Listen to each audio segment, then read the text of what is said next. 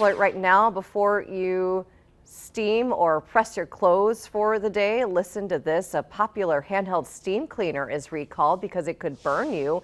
At the First Alert Safety Desk right now, Bissell is recalling upwards of 3 million Steam Shot handheld steam cleaners.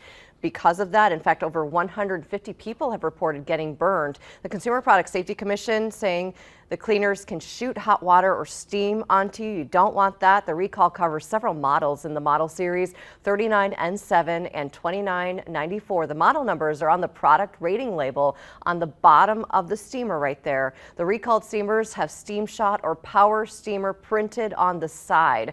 Officials say you should contact Bissell for either a $60 credit for a Bissell.com purchase or a $40 refund for each of the recalled steam cleaners. Aside from the 157 reports of people getting burned by those, the company has gotten 183 reports of hot water or steam escaping from the steamers.